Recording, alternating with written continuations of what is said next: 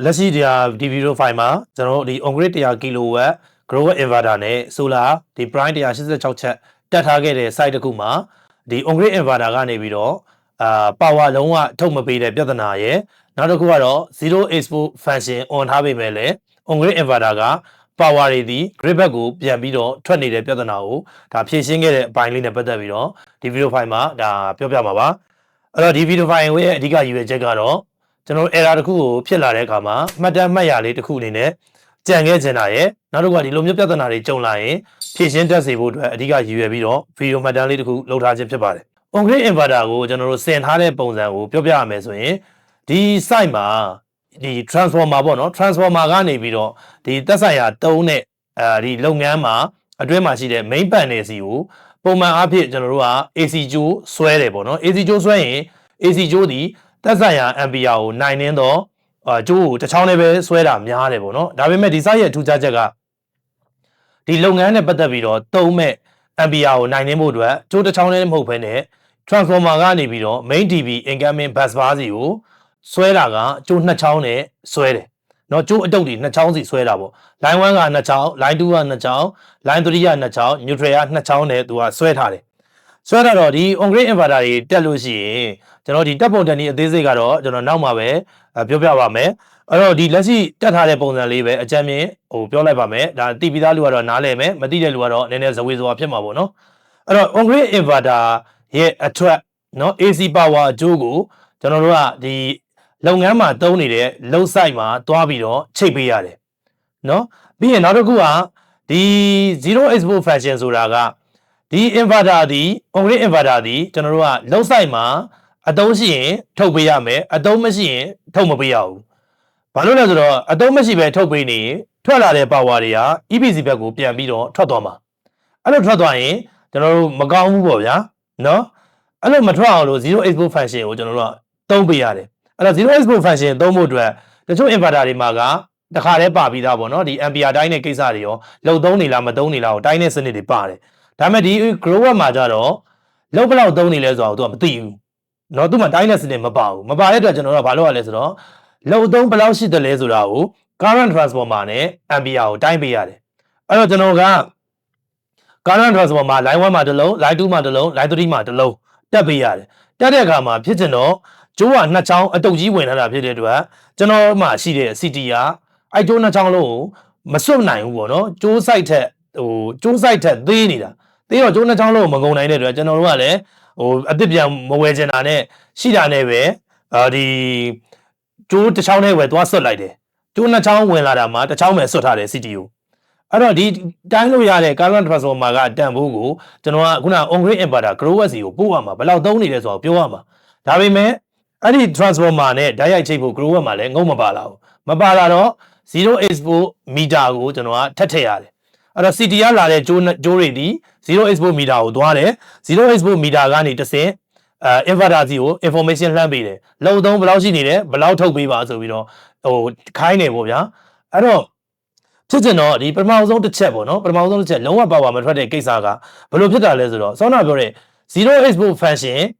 on ထားတယ် zero export meter နဲ့ join ထားတယ် inverter ဒီ export meter နဲ့ connection ဖြစ်တယ် export meter နဲ့ relation ရှိတယ်ပေါ့နော်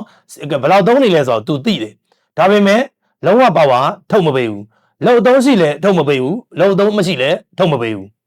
အဲ့တော့ဟုတ်ပြီဒါဆိုရင်ကျွန်တော်တို့က zero export meter ကဟာလာခိုင်းနေတာကို inverter ကပဲမသိတာလားလိုက်မလုပ်တာဘာကြောင့်လဲဒါဆိုရင် okay ဟုတ်ပြီ zero export meter ကိုကျွန်တော်တို့မတက်တော့ဘူးဒီတိုင်းပဲဓာတ်ရိုက်ကျွန်တော်တို့ zero export function မသုံးပါဘူးဟုတ်လား zero export လိုမျိုးထိမ့်မနေနဲ့လုံသုံးရှိမရှိထုတ်ပေးပါဆိုပြီးတော့ကျွန်တော်ကမီတာကို disable လုပ်လိုက်တယ်မီတာကိုမသုံးတော့ဘူးမီတာကတန်ဖိုးတွေကိုကြည့်မနေနဲ့သုံးတော့မသုံးတော့ထုတ်ဆိုတဲ့အချိန်မှာလည်းဒီ inverter ကထုတ်မပေးဘူးထုတ်မပေးတော့ကျွန်တော်တို့ဘာလုပ်ရလဲဆိုတော့အဲ့ဒီပြဿနာကိုပြည်လည်ဖို့အတွက်ပထမဆုံးတစ်ချက်ကတော့ firewall upgrade လုပ်ရတယ် firewall upgrade လုပ်တော့ကျွန်တော်ဒီ data logger တွေကိုကျွန်တော်ဒီ account တွေဖောက်ရတယ် internet တွေချိတ်ရတယ်အဲ့အနေမှာတစ်ဆင့်ဒါ firewall upgrade လုပ်လိုက်တယ်အဲ့ဒီအချိန်မှာ firewall upgrade လုပ်ပြီးတော့မှဟလာအဖွင့်ပိတ်တွေလုပ်ပြီးတော့မှဟလာ5-10မိနစ်တနာရီလောက်စောင့်ပြီးမှ power စပြီးတော့ထွက်လာတယ်အဲ့တော့ပထမဆုံးတစ်ချက်လုံးဝ power ထုတ်မပေးတဲ့အခြေအနေမှာဟလာ firewall update လုပ်လိုက်တဲ့အတွက် power ကိုထုတ်ပေးလာခဲ့ပြီပေါ့နော် နောက်တစ်ခုကတော့ကျွန်တော်တို့ပြဿနာက 0 export ဒီ function ပေါ့နော်စောနာပြောတဲ့ inverter ဒီလုံသုံးရှိရင်ထုတ်ပေးရမယ်လုံသုံးမရှိရင်မထုတ်နဲ့ပိုနေတဲ့ power တွေဒီ grid back ကိုသွားလို့မရဘူး grid back ကိုသွားတာကပြဿနာမရှိသေးပေမဲ့ကျွန်တော်မီးစက်နဲ့တွဲသုံးတဲ့အခါမှာမီးစက်ဘက်ကိုပိုနေတဲ့ export power တွေထွက်သွားလို့မရဘူးမီးစက်အခက်မသိရင်ဂန့်သွားနိုင်တယ်နော်အဲ့တော့ power မှာ AC power မှာအင်အားကြီးတဲ့ကောင်ကအနိုင်ပဲနော်မီးစက်နဲ့ EPC နဲ့မှား join ပြီးရင်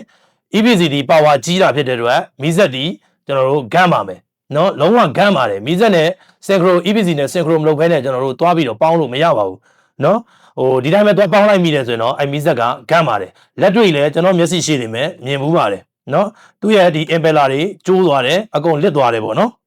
ဒါကတော့ဒီဖြစ်စဉ်ကတော့ထားပါတော့အဲ့တော့အခုလက်ရှိကကျွန်တော်က power ထွက်လာပြီဖြစ်တဲ့အတွက် export meter နဲ့ on grid inverter ကိုဟိုဒီ RS485 Modbus communication ကိုသုံးပြီးတော့ချိတ်ပေးတယ်ချိတ်ပေးပြီးတဲ့အခါမှာစောနာပြောတဲ့ဒီ export function ကိုပြန်စမ်းတယ်ပေါ့နော်စမ်းတဲ့အချိန်မှာ